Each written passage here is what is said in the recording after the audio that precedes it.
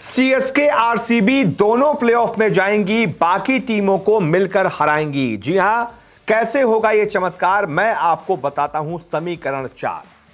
तो भाई CSK RCB दोनों के फैंस के लिए खबर है। जो लोग ये सोच रहे हैं कि सीएसके आरसीबी में जो भी जीतेगा वो प्लेऑफ में पहुंच पाएगा, या फिर आरसीबी अगर सीएसके को 18 रन या फिर 18 ओवर वाले अंतर से हराती है तो फिर वो पहुंच जाएगी और सीएसके बाहर हो जाएगी, वो लोग गलत सोच रहे हैं।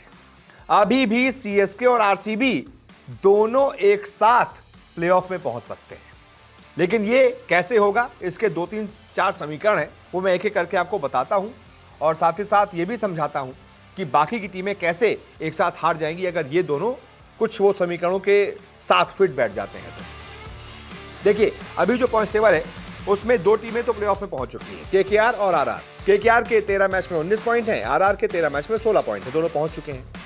अब यहां से शुरू होता है असली खेल। नंबर 3 पर सीएसके है जिसके 13 मैच में 14 पॉइंट है और नेट रन रेट है प्लस 0.528। इसके बाद चौथे नंबर पर एसआरएच है जिसके 12 मैच में 14 पॉइंट है और नेट रन रेट सीएसके से थोड़ा कम है, 0.406। इसके बाद 5वें नंबर पर डीसी है, 14 मैच में उसके भी 14 पॉइंट है लेकिन नेट रन रेट बहुत ज्यादा कम है, माइनस में है नेट रन रेट। इसके बाद छठे नंबर पर आरसीबी है जिसके 13 मैच में अभी 12 पॉइंट है लेकिन नेट रन रेट बहुत अच्छा है, प्लस 0.387। इसके बाद जो बाकी टीम है जैसे कि एलएसजी 13 मैच में 12 पॉइंट है और नेट रन रेट बहुत ज्यादा खराब है, यानी कि अगर ये अपना अगला मैच जीत भी जाते हैं, 14 पॉइंट हो भी जाएंगे तो ये डीसी से भी नीचे रह जाएंगे क्योंकि बहुत ज्यादा नेट रन रेट इनका माइनस में, और बाकी 3 टीमें तो खैर बाहर हो चुकी हैं। तो अब यहां से असली खेल शुरू होता है कि सीएसके और आरसीबी दोनों कैसे पहुंच सकती हैं।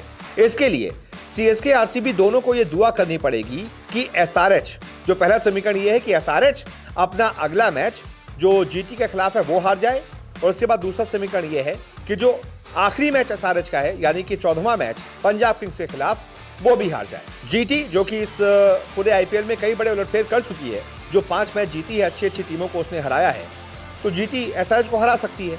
वहीं पंजाब किंग्स उसने तो राजस्थान रॉयल्स तक को हरा दिया जो नंबर 2 की टीम है, तो जो टीम नंबर 2 की टीम को हरा सकती है वो नंबर 4 एसआरएच को भी हरा सकती है, यानी कि मुमकिन है कि एसआरएच अपने दोनों मैच हार जाए। तो 2 समीकरण हो गए।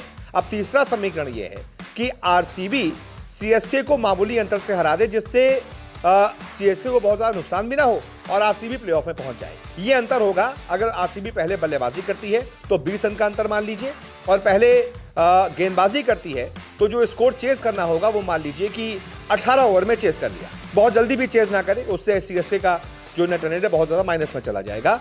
लेकिन 18 या 17.5 ओवर तक आरसीबी स्कोर को चेज कर लेती है तो आरसीबी के 14 मैच में 14 अंक हो जाएंगे और उसका जो नेट रन रेट है वो प्लस 0.5 से ज्यादा हो जाएगा। फिर वो सीएसके से आगे पहुंच जाएगी और नंबर 3 पर क्वालिफाई कर जाएगी, और सीएसके हार कर भी 14 पॉइंट और अच्छे नेट रन रेट के साथ पहुंच जाएगी। क्योंकि देखिए नंबर 3 पर आरसीबी पहुंच गई, उसका मान लीजिए जो मामूली सा नेट रन रेट बढ़ेगा, मान लीजिए वो 20 रन से जीतती है, नेट रन रेट बढ़ा और सीएसके ज्यादा हो गया, 0.5 या 0.6 हो गया। अब सीएसके मामूली अंतर से हारेगी तो बहुत ज्यादा नेट रन रेट उसका नहीं गिरेगा, मान लीजिए 0.4 या 0.3 तक हो गया। लेकिन एसआरएच जो कि अपने दोनों अगले मैच हारेगी तो जाहिर सी बात है हारेगी तो नेट रन रेट और गिरेगा। ऐसे में सिंपल सा फंडा है, 4 समीकरण है कि एसआरएच अपने दोनों मैच हार जाए, उसके बाद आरसीबी उस मैच को जीत जाए, और चौथा कि आरसीबी उस मैच को बहुत बड़े अंतर से ना जीते, या फिर सीएसके उस मैच को बहुत बड़े अंतर से ना हारे, मामूली अंतर से हारे, तो फिर सीएसके आरसीबी दोनों क्वालिफाई कर सकती हैं। ये है भैया सिंपल सा गणित। ऐसे में आप बताइए आपका आकलन क्या कहता है, कौन सी 4 टीमें प्लेऑफ में क्वालिफाई कर पाएंगी? जो भी आपकी राय हो कमेंट करके जरूर बताइएगा। इस वीडियो को देखने के लिए बहुत बहुत शुक्रिया।